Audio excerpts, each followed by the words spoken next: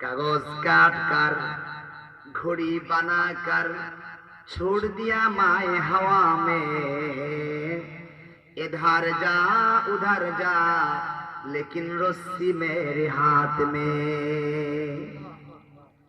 কাগজ কেটে ঘুড়ি বানিয়ে ছেড়ে দিলাম শূন্য আকাশে, আর তুমি মাথা ঘুরাচ্ছ নিচে নামবে না, মনে রেখো রশি কিন্তু আমার হাতে আছে।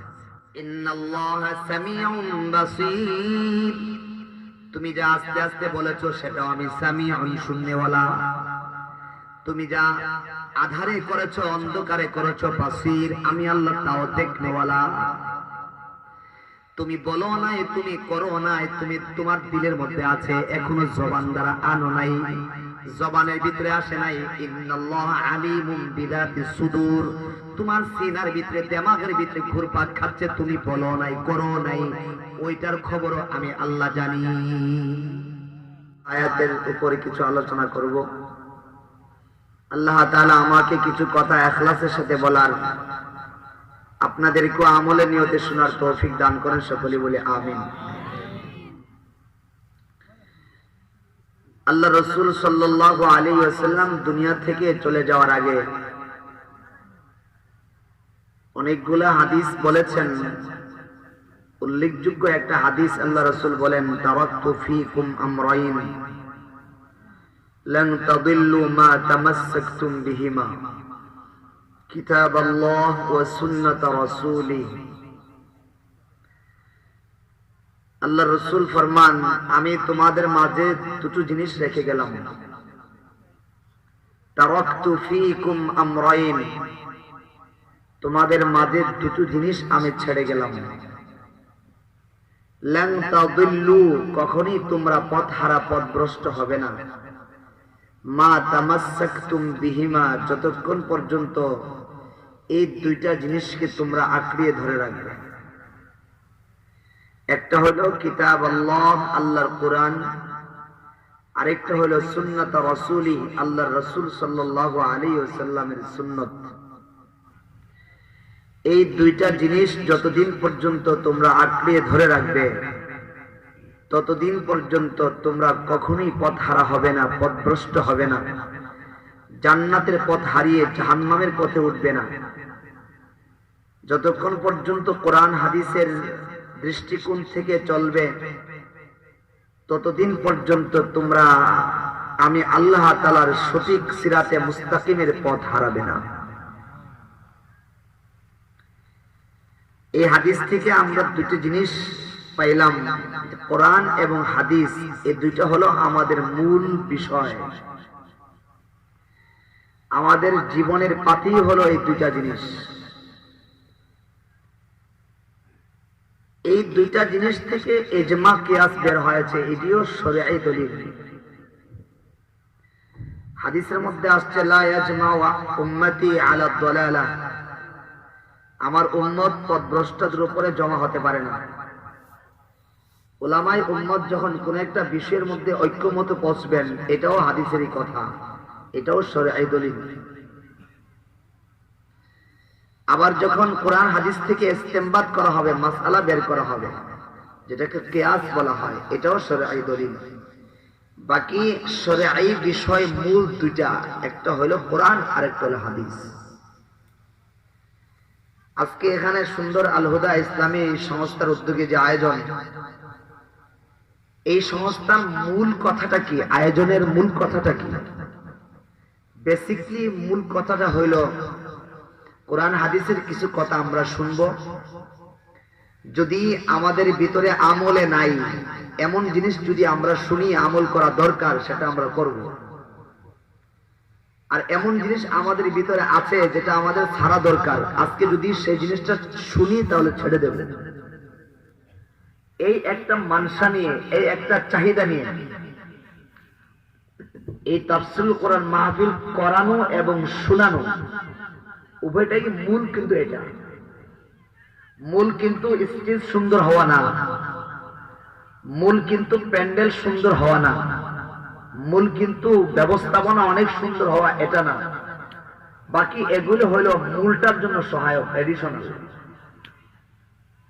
কোরআন হাদিস মতো জীবন যাপন করার পাথেয় অর্জন করার এই ব্যবস্থাপনাটা হলো একটা সহযোগী। মূল হলো কোরআন হাদিসের কথা শোনা, সেই অনুপাতে নিজের জীবনকে গড়ার আজম বিল জাজম, দিল থেকে পাকাপোক্ত এরাদা করা। আমরা কি এই এরাদাটা করতে পারি? যদি এমন কোন আলোচনায় আসে, আল্লাহ তাআলা যদি নিয়ে আসেন যে আমাদের আমল করা প্রয়োজন, করব, কি বলেন? ইনশাআল্লাহ নিয়ত করতে পারি না? আমার আগে যিনি আলোচনা করেছেন অত্যন্ত সুমধুর কণ্ঠে অনেক সুন্দর কোরআন তেলাওয়াত করেছেন, আপনাদেরকে সুন্দর সুন্দর আলোচনা শুনিয়েছেন। ওনার পূর্বেও হয়তো অনেকে আলোচনা করেছেন। সকলের আলোচনার মূল কথা কিন্তু এটাই, আমার আপনার জিন্দেগি কোরআন হাদিস মতো বানানো। সারা রাত্র যদি ওয়াজ করা হয়, শোনানো হয়, শুনেন, আপনারা ব্যবস্থাপনা করেন, মানুষের জন্য ব্যবস্থা করেন, যদি আমলে না আসে তাহলে কিন্তু আমাদের মাকসাদ থেকে আমরা সরে গেলাম। আমল সে জিন্দেগি বনতি হ্যায়, জান্নাত ভি জাহান্নাম ভি। আমলের দ্বারাই জান্নাত হয়, আমলের দ্বারাই জাহান্নামীও হয়। ভাই, এটার দ্বারা আমাদের জীবন কিভাবে আখিরাত মুখী হবে, জান্নাত মুখী হবে, আল্লাহ মুখী হবে, এর একটা প্রত্যয় গ্রহণ করা। পারবো তো ইনশাআল্লাহ? সকলে পারবো না ইনশাআল্লাহ? ফজর নামাজ আমরা কে কে পড়বো ইনশাআল্লাহ? একটু নিয়ত করি তো দেখি। সবাই সবাই নিয়ত করেন, নিয়ত করেন। মাশাআল্লাহ, আল্লাহ তাআলা কবুল করেন, সকলে বলে আমিন। তো ভাই, কোরআন এবং হাদিসের ইত্তিবা করা, এটা আমার আপনার জীবনের সবচেয়ে বড় দিক, সবচেয়ে বড় বিষয়। মুসলমান হিসাবে আল্লাহ তাআলা দুনিয়াতে পাঠিয়েছেন, অনেক বড় শুকরিয়ার কথা। মুসলমানিত্ব কতটুকু টিকে আছে এটা হলো দেখার বিষয়। আমার মূল কথা দুইটা জিনিসের উপর থাকবে। একটা হলো আল্লাহ তাআলার কোরআনের অনুসরণ, রাসূলের হাদিসের ইত্তেবা করা, অনুসরণ করা। কোরআনের অনুসরণ কার কাছে কতটুকু, হাদিসের অনুসরণ কার কাছে কতটুকু? যার কাছে আল্লাহ এবং রাসূলের মহব্বত আছে যতটুকু। কোরআনের আহকামগুলি, হুকুম আহকামগুলি কে ভালোভাবে মানে? আল্লাহর কোরআনের বিধান, নামাজ পড়ো, রোজা রাখো, হজ করো, যাকাত দাও, কোরবানির সময় কোরবানি করো, সদকা করো, পর্দা অবস্থায় চলাফেরা করো, সুদ ঘুষ থেকে বাঁচো, হারাম মাল ইনকাম করা থেকে বাঁচো, পরের হক নষ্ট করা থেকে বাঁচো। এগুলি কে জানে না? সবাই জানে। নামাজ পড়তে হবে এখানে কে জানে না বলেন? সবাই কি নামাজ পড়ে? বলেন, সবাই নামাজ পড়ে। সুদ যে হারাম, এটা কত পার্সেন্ট লোক জানে না? যারা সুদ খায় ওই লোকগুলির মধ্যে কত পার্সেন্ট লোক জানে না সুদ যে হারাম, তারপরে তো খাচ্ছে। ঘুষ যে হারাম, ঘুষ যে নেওয়া যায় না, এটা যে হারাম, এটা কত পার্সেন্ট লোক জানে না? সবাই তো জানে, তারপর মানতে পারতেছে না। কেন? বলে আল্লাহ তাআলার প্রতি অগাধ বিশ্বাস আর ভালোবাসা তার কম নাই। এজন্যই মুহাব্বত না থাকার কারণে আল্লাহর কথাগুলি মানতে তার জন্য সহজ হচ্ছে। আমার ভাইয়েরা, আপনার সাথে যার কানেকশন বেশি, যার বন্ধুত্ব আছে আপনার সাথে, সে যখন একটা কথা বলবে, রিকোয়েস্ট করবে আপনার কাছে, তখন কিন্তু আপনি তার কথাটা মানতে খুব সহজ, কঠিন হলেও সহজ। আমি যদি হঠাৎ করে, আমাকে কেউ চেনেন না, আমাদের খতিব সাহেব হুজুরকে কেউ চেনেন না, খতিব সাহেব যদি একটা কথা বলে অচেনা মানুষকে, হুজুর কই থেকে আইছে, কি করব?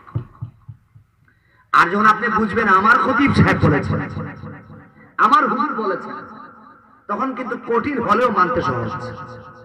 কেন? তার মুহাব্বত আপনার দিলে আছে, তার ভালোবাসা আছে আপনার দিলে, তাই তিনি যে কথাটা বলেছেন আপনার জন্য মানা সহজ হয়ে গেছে। আপনি যার সাথে এমপি মহোদয় অথবা মেম্বার মহোদয় যিনি আছেন, চেয়ারম্যান মহোদয় যিনি আছেন, আপনার সাথে কানেকশন নাই, কিন্তু আপনি তার কাছ থেকে একটা কাজ উদ্ধার করতে চাচ্ছেন, তখন আপনি তালাশ করবেন, আমার সাথে তো ভালো সম্পর্ক নাই, লিয়াজু নাই, কানেক্ট নাই, আমি কারে দিয়ে কথাটা বলেলে আমার কথাটা উদ্ধার করতে পারবো, কাজটা উদ্ধার করতে পারবো, আপনি কিন্তু তালাশ করবেন ওই লোকটাকে, কাকে দিয়ে সুপারিশটা করানো যায়, কাকে দিয়ে কথা বলানো যায়। সে যখন কথা বলবে, বাস তুমি যেহেতু বলছো আমি তো না করে দিয়ে পারতেছি না, তখন সে কাজটা করা হয়ে যায়।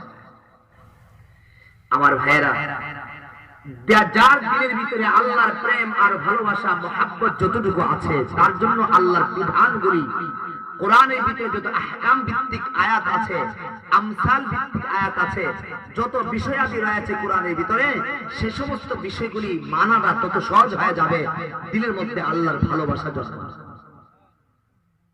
এই কথাটা বুঝতে হবে, আমার রব্বে কারীম আমার সাথে সাথেই আছে, আমাকে দেখতেছেন, তার চেয়ে বড় আপন আমারও কেউ নাই।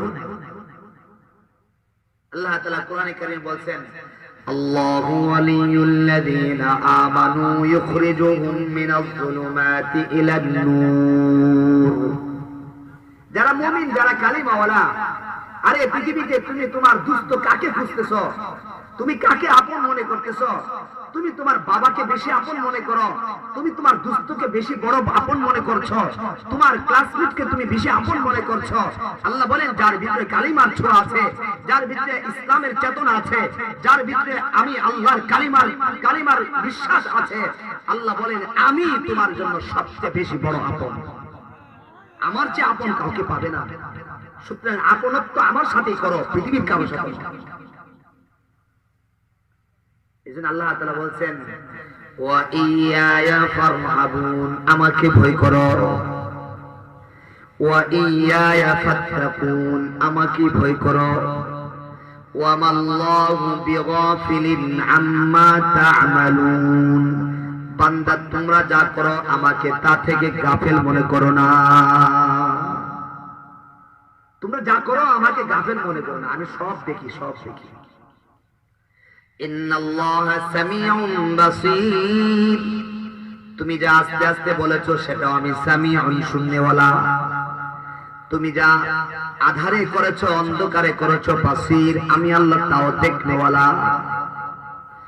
তুমি বলো নাই, তুমি করো নাই, তুমি তোমার দিলের মধ্যে আছে, এখনো জবান দ্বারা আনো নাই, জবানের ভিতরে আসে নাই। ইন্নাল্লাহা আলিমুম বিযাতিস সুদূর, তোমার সিনার ভিতরে, দিমাগের ভিতরে ঘুরপাক খাচ্ছে, তুমি বলো নাই, করো নাই, ওইটার খবরও আমি আল্লাহ জানি। শুধু তাই না, আল্লাহর নবী হাদিসে বলেছেন 50 বছরেও যদি তোমার হায়াত থাকে, 50 বছর পরে তোমার দিমাগে কি আসবে, তোমার ব্রেনে কি আসবে, তোমার কলবে কি আসবে, তোমার সিনায় কি আসবে, সেটা আমি আজই জানি। আল্লাহ তাআলা সব জানেন। এক আয়াতে বলেন, মা ইয়াকুনু মিন নাজওয়া মিন সালাসাতিন ইল্লা হুয়া রাবিউহুম ওয়ালা খামসাতিন ইল্লা হুয়া সাদিসুহুম ওয়ালা আদনা মিন যালিকা ওয়ালা আকসারা ইল্লা হুয়া মা'আহুম আইনামা কানু। তিনজন বসে বসে গল্প করতেছে, তিনজন বসে বসে, মা ইয়াকুনু মিন নাজওয়া মিন সালাসাতিন ইল্লা হুয়া রাবিউহুম। আল্লাহ তাআলা বলেন, তিনজন বসে বসে এক জায়গায় গল্প করতেছে, আর ভাবতেছো কেউ মনে জানে না, কেউ মনে শুনে না, গোপনে গোপনে অনেক। মা ইয়াকুনু মিন নাজওয়া সালাসাতিন ইল্লা হুয়া রাবিউহুম, এক জায়গায় বসে তিনজন গল্প করতেছো, কানাকানি কথা বলতেছো, কিছু একটা করবা, সলা পরামর্শ করতেছো, আর ভাবতেছো পৃথিবীর কেউ জানে না। আল্লাহ বলেন, তোমরা তিনজনকে তিনজন মনে করো না, ইল্লা হুয়া রাবিউহুম, আমি আছি 4 নম্বর, এটা মনে রাখো। ওয়ালা খামসাতিন ইল্লা হুয়া সাদিসুহুম, 5 জন বসে বসে এক জায়গায় কানাঘুষি করতেছো, 5 জনকে 5 জন মনে করো না, ইল্লা হুয়া সাদিসুহুম, তিনি আছেন 6 নম্বরে আছেন। ওয়ালা আদনা মিন যালিকা ওয়ালা আকসারা, তুমি কম সংখ্যায় হও আর বেশি সংখ্যায় হও, যেমনই হও না কেন আমি আল্লাহ তোমার পাশে আছি, মাথায় রেখে চলো। কোনদিনও আমার থেকে গাফেল হয় না। কোরআনে আমার ছোট জানা মতে ওয়ামাল্লাহু বিগাফিলিন আম্মা তা'মালুন, এই অংশটা কমসে কম 100 বার আল্লাহ বলেছেন। ওয়ামাল্লাহু বিগাফিলিন আম্মা তা'মালুন, তোমরা যা করো আল্লাহকে গাফেল মনে করো না। সাবধান সাবধান, 2-3 পৃষ্ঠা পরে পরে এই কথাটা বলছে। আল্লাহ যখনই একটা কথা বলছে সাথে সাথে বলছেন আমি কিন্তু আদেশটা করছি রে বান্দা, ইলাইয়াল মাসির, মনে রাখিস। এক আয়াতে, আমার সাবজেক্ট না, এক আয়াত আল্লাহ তাআলা বলেন মা বাবার সাথে ভালো আচরণ করিস, আর না হয় কিন্তু থ্রেটমূলক কথা আছে না, আনিশকুরনি ওয়ালি ওয়ালিদাইক, এরপরে কয় কি ইলাইয়াল মাসির, মনে রাখিস। তোর আম্মা আব্বার সাথে ভালো আচরণ করিস, না করলে কি করবেন, ও ইলাইয়াল মাসির, আমার কাছে আশা লাগবে, মনে রাখিস। কথার অর্থ বুঝছেন তো, ভাবটা কি? ওই যে একজনের সাথে ঝগড়া লাগছে আর বলতেছে পারে না, ঘুষি মারতেছে, শেষ হলে আমার বাড়ির সামনে যাইস, কাজে লেগে বলছে আমার সামনে দাঁড়ায়, সে কি বলছে, আসতে বলছে না আসতে পিঠা দিব? আমার কথা বুঝতে অসুবিধা না তো? ইলাইয়াল মাসির, আমার কথা শুনবি আর না যদি আমার কাছে দিয়ে আসতে হবে। ইলাইয়াল মাসির, আমার কাছে প্রত্যাবর্তন করতে হবে তোমাকে, না শুনে যাবে তো। এক আয়াত আল্লাহ বলেন قل يتوفاكم ملك الموت الذي وكل بكم ثم إلى ربكم ترجعون। এই আয়াতটা বোঝার জন্য একটা জিনিস মাথায় আসছে, আমি আগেও বলছি অনেকবার, যে ছোট ছোট বাচ্চারা আকাশে গুড্ডি উড়ায়, গুড্ডি ছেড়ে দিছে আকাশে, আর গুড্ডি আকাশে গিয়ে গুড্ডি বুঝেন তো, হ্যাঁ ঘুড়ি আকাশে ছাড়ছে আর বাতাসের তালে তালে নাচতেছে, একবার এই পাশে যায় একবার ওই পাশে যায়, আর এই পাশে ওই পাশে গিয়ে কি বুঝাইতে চায়, আমি আর আসবো না, আমি অনেক বড় হয়ে গেছি, না করে। বুঝেন তো ঘুড়ির অবস্থাটা, মাথা ঘুরায় না বাতাসের তালে তালে উপরে উপরে, আর ছোট ছেলে নিচের দিকে ডাক দিয়ে কি বলে, কাগজ কাট कर घड़ी बना कर छोड़ दिया माए हवा में, इधर जा उधर जा लेकिन रस्सी मेरे हाथ में। কাগজ কেটে ঘুড়ি বানিয়ে ছেড়ে দিলাম শূন্য আকাশে, আর তুমি মাথা ঘুরাচ্ছ নিচে নামবে না, মনে রাখো রশি কিন্তু আমার হাতে আছে। লেকিন রশি মেরে হাত মে, রশি আমার হাতে আছে। আশা লাগবে আমার খেলার নেশা যখন শেষ হবে, বন্ধু বান্ধবরা চলে যাবে, অথবা সন্ধ্যা ঘনিয়ে আসবে, অথবা আব্বা আম্মা ডাক দিবে, তোমাকে রশি দিয়ে টেনে, সুতা দিয়ে টেনে নিচে নামিয়ে নিয়ে বাড়ি চলে যাবে। যত নাচানাচি করে নিচে নামতে হবে যতক্ষণ সুতায় গাঁথা আছে।